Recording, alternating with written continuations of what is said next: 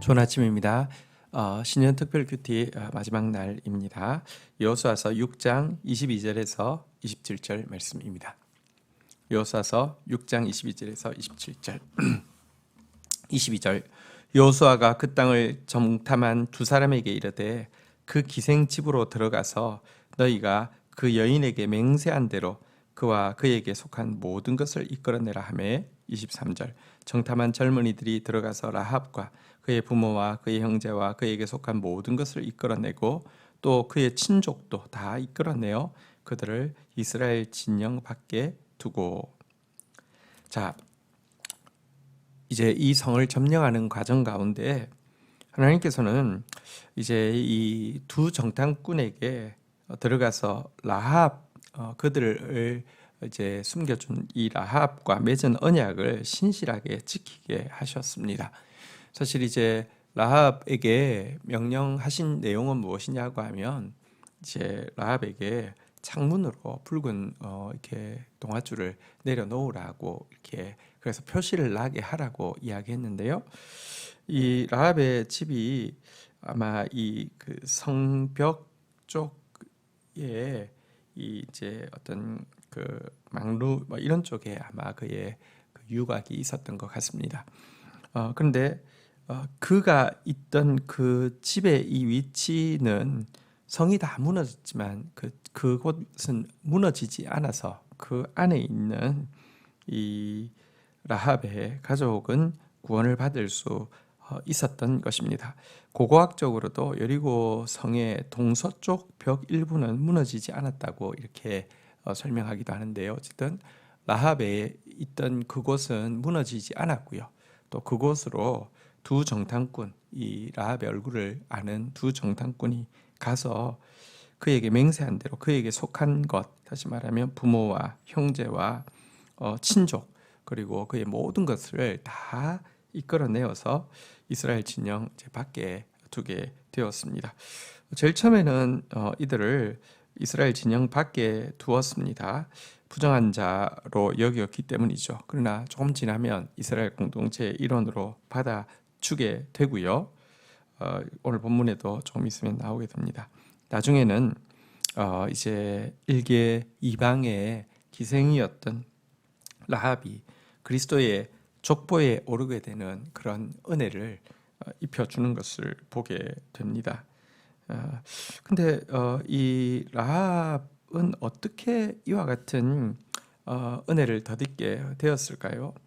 그녀는 많은 진리를 가지지는 못했습니다. 그러나 그 믿음은 들음에서 난다고 했는데요. 이스라엘에 관한 소리를 들을 때 이스라엘 하나님은 상천하지의 하나님이다라는 믿음, 그분 이 주권자라는 믿음 앞에서 그분에게 순종하는 것이 이것이 인간의 바른 도리이며 생명의 길이라는 것을 안 바로 그 작은 진리를 가졌지만 가진 진리에 온전히 순종하는 행위로 구원을 받았고 또 가장 작은 자이기에 하나님의 긍휼을 입어서 그리스도의 족보에까지 오를 수 있었던 것입니다.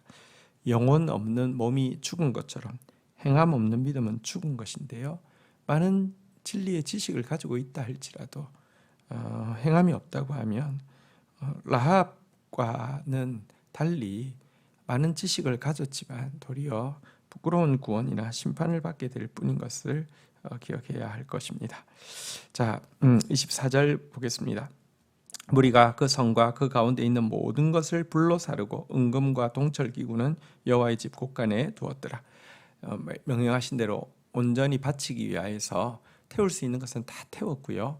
태워지지 않는 은금동철은 하나님께 바쳐서 그것이 이제 그 성막과 또 이제 이와 같은 이제 하나님께 드리는 것으로 사용되어지게 했다고 기록하고 있습니다. 25절 보도록 하겠습니다. 여호수아가 기생 라합과 그의 아버지의 가족과 그에게 속한 모든 것을 살렸으므로 그가 오늘까지 이스라엘 중에 거주하였으니 이는 여호수아가 여리고를 정탐하러 보낸 사자들을 숨겼음이었더라. 자, 그리고 여호수아는 이 라합을 향한 약속을 신실하게 지켜서 그의 아버지의 가족과 또 그에게 속한 모든 것 살려서 이스라엘 중에 거하게 했다라고 이야기하고 있고요. 이스라엘의 전설에 의하면 라합의 남편은 이제 살몬인데요. 이 살몬은 이스라엘에서 보낸 두 정탐꾼 중에 한 사람이라고 이야기합니다. 그러니까 그 숨겨준 그 두 사람 중에서 한 사람이 라합의 남편이 되고 그를 통하여서 이제 예수 그리스도의 족보에 이어지는 그런 은혜를 주셨다라고 기록하고 있습니다. 하나님은 하나님을 향한 믿음과 순종으로 행한 물 한 그릇 대접한 것도 잊지 않으시고 꼭 갚아주시는 분이심을 오늘 본문은 또 우리에게 생각하게 합니다. 26절입니다. 여호수아가 그때에 맹세하게 하여 이르되 누구든지 일어나서 이 여리고 성을 건축하는 자는 여호와 앞에서 저주를 받을 것이라. 그 기초를 쌓을 때에 그 마다들을 잃을 것이요 문을 세울 때에 그의 막내 아들을 잃으리라 하였더라. 자, 그런데 이제 여리고 성이 무너졌는데 이 무너진 성에 대해서 여호수아가 이렇게 맹세하게 했습니다. 누구든지 이 성의 이제 기초를 다시 쌓으면 맏아들을 잃게 되고 이제 완성해서 문을 세우게 될 때는 막내 아들을 잃게 될 것이다라는 이 저주를 이스라엘 백성들로 하여금 맹세하게 했습니다. 여리고성을 건축하지 못하게 한 것입니다. 여리고성은 난공불락의 성이었던 것은 성 자체가 뭐 아주 견고해서도 있겠지만 성이 자리하고 있는 위치 자체가 워낙 좋았기 때문이죠. 뒤에는 산이 있고 앞에는 이제 강이 있으니 그리고 뭐 최고의 이제 요지죠. 그러니까 성이 번성할 수 있고 또 특별히 성을 방어할 수 있는 최고의 요지에 있기 때문에 계속해서 시대가 지나도 계속해서 이곳에 큰 성을 쌓고자 하는 욕망이 있었을 터인데요. 절대로 하지 못하도록 경고하고 있습니다. 이것은 무엇이었을까요? 지금 이제 죄에 대한 심판의 상징이 여리고성이 무너진 것인데요. 다시 한번 이스라엘 백성들이 가나안 땅이 심판받은 이 죄로 그들이 더럽혀지지 않도록 하기 위한 강력한 경고의 메시지가 이렇게 성이 무너진 성을 쌓지 못하는 여리고 자체가 시대가 지나도 경고가 된다는 뜻일 것이고요. 또한 이스라엘 백성들로 하여금 견고한 성읍보다 하나님을 더 신뢰하는 것이 그들이 신앙으로 살아가는 방법임을 교훈하는 것이기도 했을 것입니다. 그래서 정말 요지에 있는 이 여리고는 계속해서 고을로 성벽이 없는 고을로 남게 되었는데요. 한때 여러분 그 악한 왕 아합이 히엘이라는 사람에게 명령해서 여리고를 요새화한 적이 있습니다. 근데 그때 히엘이 두 아들을 잃게 되는 일이 성경에 그대로 기록되어 있음을 보게 됩니다. 이처럼 다시 이 성을 쌓으려는 자에게는 저주가 시행되었다고 하면 반대로 여리고성이 성벽 없는 이 고을로 가난하고 겸손한 고을로 남아 있을 때는 성경에 보니까 엘리야의 주된 활동 무대와 엘리사의 주된 활동 무대로 사용되어졌음도 보게 되고요. 예수님께서 소경을 고쳐주시고 삭개오를 구원하시는 은총을 베푼 동네가 바로 여리고가 되었습니다.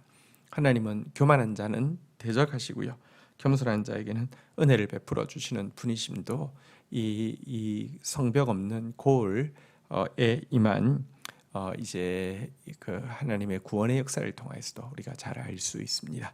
여리고 같은 성벽 없는 고을과 같은 여리고 같은 마음으로 하나님 앞에 서는 저와 여러분들이 올 한 해 내내 되기를 주님의 이름으로 축복합니다. 주신 말씀 붙잡고 기도하며 나가도록 하겠습니다.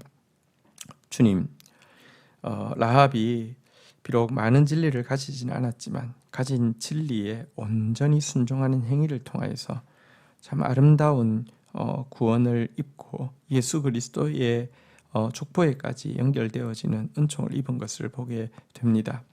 주님, 진리를 받아들인 것에 순종하며 나아가서 정말 살아있는 믿음, 주님의 긍휼을 덧입는 믿음 되어질 수 있도록 은총을 베풀어 주시기를 간절히 간구하고 소원합니다. 하나님, 여리고 성은 정말 좋은 위치에 있는 성이었지만 죄악으로 말미암아 무너진 성이기에 다시 재건하지 못하게 한 것을 보게 됩니다. 하나님, 구원받은 저희들이 다시 옛 죄로 돌아가지 못하도록 우리에게 강력한 경고의 메시지를 주시는 것일진데, 하나님, 죄악으로 돌아가는 자 되지 않도록 도와주십시오. 하나님보다 더 의지하는 견고한 성벽이 없도록 우리를 가난하고 겸손한 성벽 없는 고울과 같은 겸손한 자로 남아 있게 하여 주시사 예수 그리스도의 은혜의 주 무대가 되어지며 선지자들의 활동의 주 무대가 되어지는 말씀이 역사하며 긍휼이 역사하는 그런 사람으로 마음으로 사용되어지도록 은총을 더하여 주옵소서. 예수 그리스도의 이름으로 기도 올립니다. 아멘.